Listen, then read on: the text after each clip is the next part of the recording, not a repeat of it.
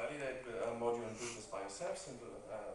Terms of use is a small module that does it as well, but added some terms to the login page as well. So now, for a simple test, it might be interesting to see if the string terms of use is on the page. And of course, for simple test, it's interesting if the agree uses terms text shows up on the page. So we can look into the module and see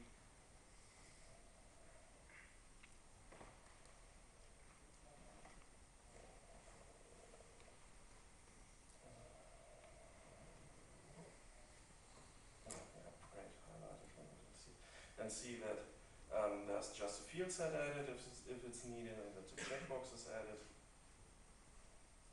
We check for the additional translation strings and just add this text to the form. So how do I test this? I of course have to load the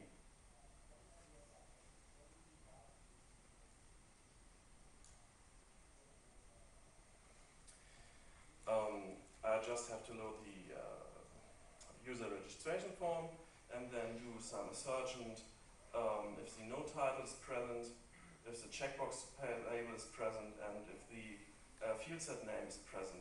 So these are some really easy checks. I did some basically unnecessary stuff, but of course this makes life easier if I want to enhance this test for terms of use. So I just extended Drupal web test case to my terms of use web test case.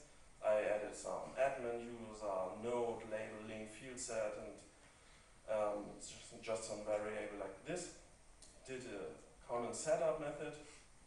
This set up all my strings I need, calls the parent setup, activates the terms of use module, creates an admin user, logs in that admin user. So if I now want to create a real implementation of this test, I have all the stuff set up and done. Never do this again. Then I added some private function test string because I wanted to do tests for escape HTML and cross-site scripting. This is not included into simpletest. So if you don't want to do XSS cross-site scripting tests, you have to really think about what you need and create the strings on your own thing. I hope someone patches this. So we can just create not random string, but create XSS string or something, and then do some enhanced testing of this. Then I do a really implementation of terms of use test case. With my settings test case, there is the static function getInfo, and I return the info to basic functionality test terms of use. Now if we look into the browser here, we can see terms of use.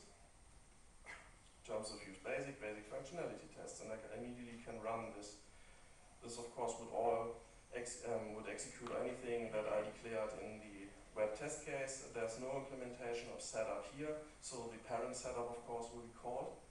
And then there's the real test starting, as I showed you before, so just test to basic, and then I create an edit array and post it to Drupal, and then I'm looking up those different strings on this side, look up if the node is set, the label is set, then I log out the user. Definitely wrong, sorry.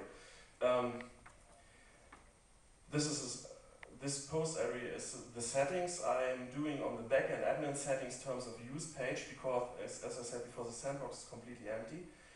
There are some preset strings coming with the module, but we want to test different strings every time we run the test. So I reset terms of use, no title, checkbox label, and field set name. Post it to this page. Look up the fields if the strings are really set. Then I log out. In our setup, we did create an administrative user that could change all those settings. This now has to log out. Then I go to the user registration page. I just use get, not post, so really the page loads. Then I'm looking for the checkbox label. Here it's important you use the same filters you apply inside of your module, to the label, to the field set, the text body, then I really try to set up, to register an account with an empty array. This of course should fail because I have to agree with the terms. This will of course fail because there's no username and no password set. Then I set up an array that fills in all those fields. Again, post it. And then there should be the text from core, your password for the instruction have been sent to your email address. And voila, the login should be used. And I try then to log in again the admin user. I then do log in and again the admin user, reset the checkbox label to some other options, run the test again and see if my options were successfully set and terms of use did change its looks on the page.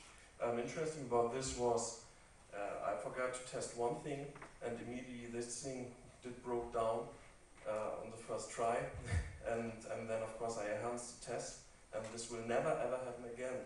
So this just showed to me again how important is testing. I wouldn't dare to release a module anymore without proper testing because my issue queue would immediately fill up with hundreds of issues.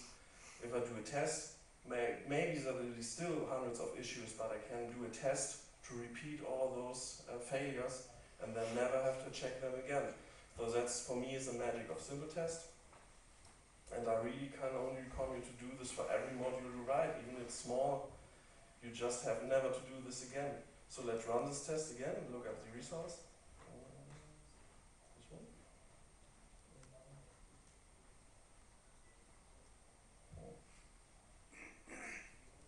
It's running.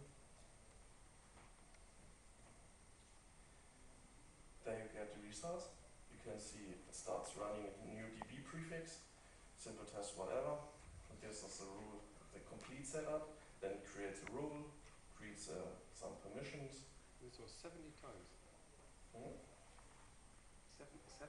passes. 70 different tests. 70 passes, yes. So all those few lines inside of my modules, even if I have only around 10 assertions, resulted in 70 really test runs, because those are by those API functions, Drupal create user or user login or something like that. Makes my life easier. So now if you look at the proposed page, I'll try to reload it. You can see I try to log in. This is the administration user I created before. Then I look at, interesting about this, you can see the array that was posted to the field, so you can see the random strings created, the form builder, the user login, whatever it did. This is still just user login from Drupal web test case. There's nothing I did right, so this is simpletest optimization. My really test maybe beginning here. So this is a terms of use page. You see the no title I created. You see the field set name with my XML string, alert or something. This is now set to those fields. Then I check those with the same escaping Drupal should use, and you see it finds this. This is some kind of magic for me because I can't escape those random strings properly myself. So the string in its escape form is something I, as human, can't overlook anymore. And as the assertion says me, hey, those strings are equal, this has some high reliability for me because the machine just checked a complex string and says, yes, this is really the thing you entered, it's a cape version and it works. Just nice. Then again, I log out, I try to register the user. You can see here that our symbol, I was thinking terms of use, no, the terms of use field set with the node title and link to the node and all stuff we can set up with the module. And then the test goes on, checks a lot more. And we're finally through. There was the email sent because user registration, so I won't check this. This should be tested by the user core user modules test, and yeah, my test is up and running. Most interesting